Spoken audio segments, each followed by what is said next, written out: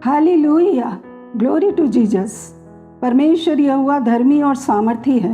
वे अनाथ और पिसे हुओं का न्याय करता है, ताकि मनुष्य जो मिट्टी से बना है फिर भय खाने ना पाए। परमेश्वर निर्बलों और कमज़ोर शक्तिहीन लोगों को आश्वस्त करते हैं कि वे उनकी पीड़ा के प्रति उदासीन नहीं हैं। वे अपनी पूरी शक्ति और अधिकार से उनकी सहायता कर सकते हैं, जैसा कि 2 कुरिन्थियों 12:9 और 10 में पौलुस कहते हैं, पर उसने मुझसे कहा, मेरा अनुग्रह तेरे लिए बहुत है, क्योंकि मेरी सामर्थ निर्बलता में सिद्ध होती है। इसलिए मैं बड़े आनंद से अपनी निर्बलताओं पर घमंड करूँगा कि मसीह की सामर्थ मुझ पर छाया करती रहे, क्योंकि जब मैं निर्बल होता हूँ तभी बलवंत होता हूँ। पौलुस घोषणा करते हैं कि वे अपनी कमजोरी में घमंड करेंगे और अपने दुख में संतुष्ट रहेंगे, क्योंकि जब वह कमज़ोर होते हैं तो ये और अधिक स्पष्ट रूप से साबित करता है कि मसीह शक्तिशाली हैं। परमेश्वर की शक्ति को सामान्य मानवीय शब्दों जैसे धन, शारीरिक शक्ति, सुंदरता या बुद्धि से नहीं मापा जाता है, बल्कि उसकी सामर्थ हमारी कमजोरियों में परिपूर्ण होती है। वो कहते हैं, मेरे शरीर में एक कांटा चुभोया गया, परंतु कांटे ने पौलुस को कभी क्रोधित नहीं किया। उसने कभी भी उसे परमेश्वर की भलाई पर संदेह करने के लिए प्रेरित नहीं किया। परमेश्वर हमें कांटों से मुक्त होने की अपेक्षा कांटों से छिदे होने पर अधिक उपयोग करने में सक्षम है। कांटों का उद्देश्य विनम्रता, निर्भरता और उपयोगिता है। हमारे घाव के बिना हमारी शक्ति कहाँ होगी। यीशु ने भी कांटों का मुकुट पहना था, परंतु हम जीवन का मुकुट पहन सकते हैं। हम सुख का अनदेखा कर सकते हैं, लेकिन दर्द पर ध्यान दिए बिना नहीं रह सकते। दर्द चाहे शारीरिक हो, आध्यात्मिक हो या मानसिक हो, उसको नज़रअंदाज नहीं किया जा सकता। परंतु विकास और उन्नति कभी भी दर्द रहित नहीं होते। वो हमें हमारे उद्धारकर्ता के साथ गहरा रिश्ता बनाने में मदद करते हैं। परमेश्वर हमारे अनंत भलाई के लिए काम कर रहे हैं और हमारे जीवन में दर्द को अनुमति देते हैं, ताकि हमारी नज़र स्वर्ग के पुरस्कार पर टिकी रहे। ये निर्बलताएं और कमजोरियां ही हैं जो अहंकार को रोकती हैं। जब एहसास होता है कि हम कमज़ोर हैं, परिपूर्ण नहीं हैं, तब विनम्र व्यक्ति बन जाएंगे। जब परमेश्वर हमें कमजोरी के साथ जीना सिखाते हैं, तो हम उसी कठिनाई से जूझ रहे किसी और की मदद कर सकते हैं।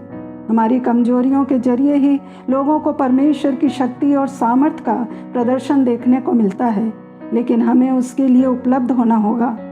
पौलुस छोटे से शरीर में रहते थे, परंतु आध्यात्मिक क्षेत्र में शक्तिशाली थे।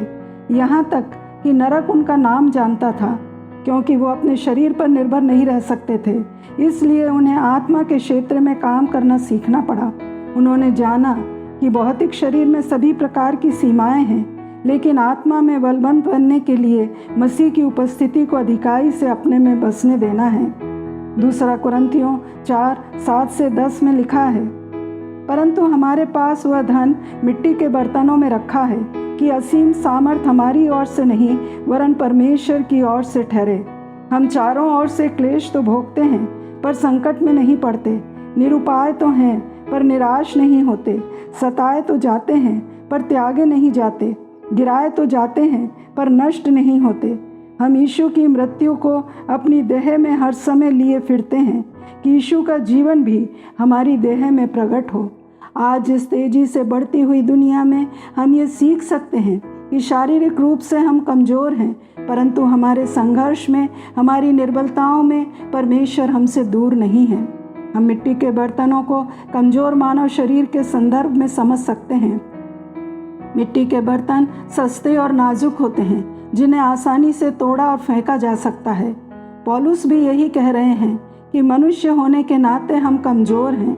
इस कमजोरी को उजागर करने वाली बात है दुख और पीड़ा, और जब ये पूरी ताकत से हम पर आती है तो ये उजागर करती है कि हम कितने कमज़ोर हैं। फिर भी इन नाजुक बर्तनों के अंदर कुछ ऐसा है जिसकी कीमत बहुत ज़्यादा है, और वो है मसीह की शक्ति।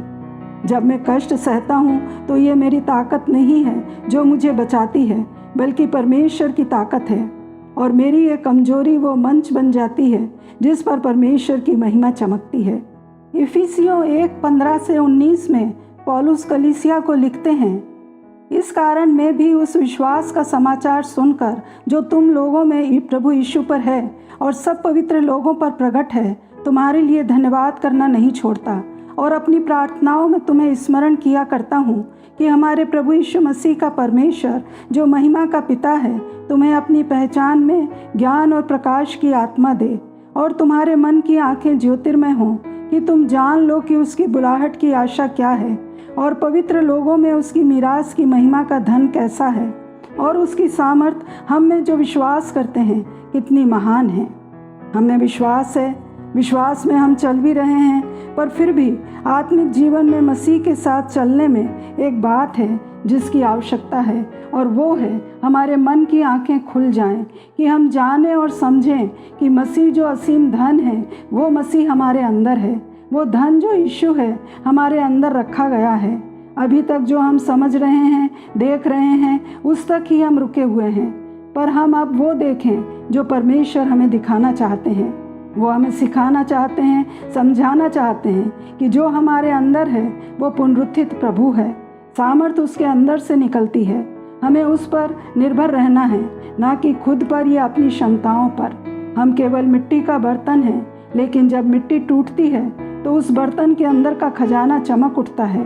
हमारे जीवनों में होने वाली हर एक बातों का सामना प्रभु यीशु करते हैं। हम तो केवल दिख रहे हैं। इस अंडरस्टैंडिंग में आकर हमें खड़े हो जाना है। जिस परमेश्वर ने हमें बनाया है वो हमारे अंदर है, हम में रहता है। वो अपनी सामर्थ को हम में से दिखाना चाहता है। हम यीशु की सामर्थ को जानते हैं, पर वो हमें उस प्रकाशन में ला रहा है जिस प्रगटीकरण को देखकर लोग कहेंगे इनका परमेश्वर ही सब बातों का उत्तर है। जानकारी वाले विश्वास से निकालकर प्रगटीकरण वाले विश्वास में लाकर खड़ा कर देना चाहता है। यूसुफ ने स्वप्न देखा, भाइयों ने सुना, उससे डाहा करने लगे और मिस्रियों के हाथों बेच दिया। स्वामी ने देखा परमेश्वर उसके संग है, क्योंकि यद्यपि उसके साथ कुछ भी अच्छा घटित नहीं हुआ, पर उसने परमेश्वर की उपस्थिति को अपने में बनाए रखा।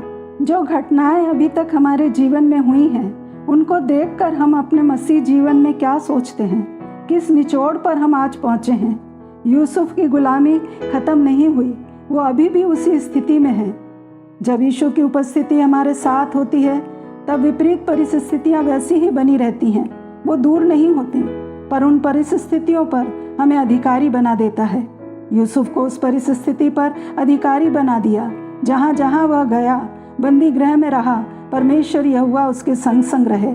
बंदी गृह में सब चीज़ों को उसके हाथों के नीचे कर दिया, क्योंकि परमेश्वर उसके साथ था। हम भी प्रार्थना कर सकते हैं कि आपकी उपस्थिति का प्रकटीकरण मेरे घर पर, मेरे परिवार में, काम करने के स्थान पर या जहाँ भी रहें वहाँ बना रहे। हमें आपकी उपस्थिति का प्रकटीकरण चाहिए कि आप हमारे भीतर हैं। आज हम विचलित हो सकते हैं, डर और भय में जी रहे हैं, विपरीत परिस्थिति हैं, चिंतित हैं, पर आने वाला समय यीशु मसीह की जान पहचान में है। हमारा भविष्य परमेश्वर ने बनाया है। उसने जो कल्पना हमारे लिए की है वो है कि यीशु को हमारे अंदर रखा है। जब इस एहसास में जीवन जिएंगे कि हर परिस्थिति में यीशु मेरी सहायता करेंगे, तब सारी चिंताएं हमारे पैरों के नीचे होंगी। तो हमें उसकी उपस्थिति के प्रकटीकरण में जीना है। जब वो प्रकट होगा हम उसके समान होंगे। प्रभु यीशु की उपस्थिति का एहसास अपने साथ लेकर चलेंगे तो हम भी उसके समान सामर्थी हो जाएंगे। उलझन जीवन का हिस्सा है। जब ऐसे पल आते हैं हमारा यही प्रश्न होता है, मेरे साथ ऐसा क्यों हो रहा है।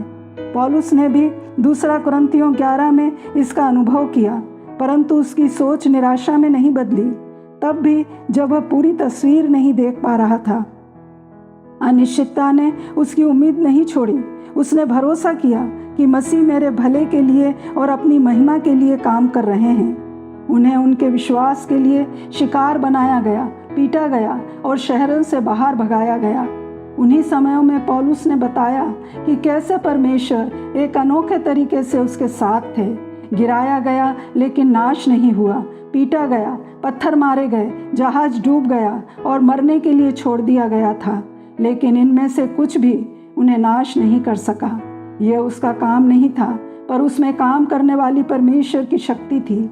वो कहते हैं, मैं जितनी बार गिरा हूँ मैं गिन नहीं सकता, लेकिन हर बार जब मैं फिर से उठता हूँ तो याद आता है कि विनाश अंतिम शब्द नहीं है, पुनरुत्थान अंतिम शब्द है। कुछ ले जाने पर निराशा की बजाय आशा पाई, त्यागा हुआ महसूस करने की बजाय परमेश्वर की उपस्थिति का अनुभव किया। मेरा दुख, मेरी कमजोरी सिर्फ इस बारे में नहीं है, पर दुनिया को ये दिखाने के बारे में है कि मसीह मुझ में काम कर रहा है।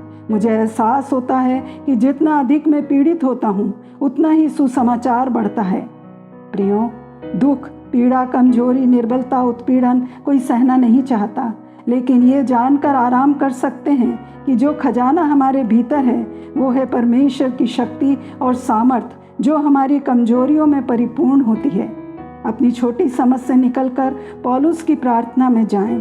अभी तक हमें जो दिखाई दे रहा है उसे देखते हैं, पर हम वो देखें जो परमेश्वर हमें दिखाना चाहते हैं कि उसकी महिमा का धन कैसा है। हमारे प्रभु यीशु मसीह का परमेश्वर जो महिमा का पिता है हमें अपनी पहचान में ज्ञान और प्रकाश की आत्मा दे। यीशु मसीह के नाम में आमीन।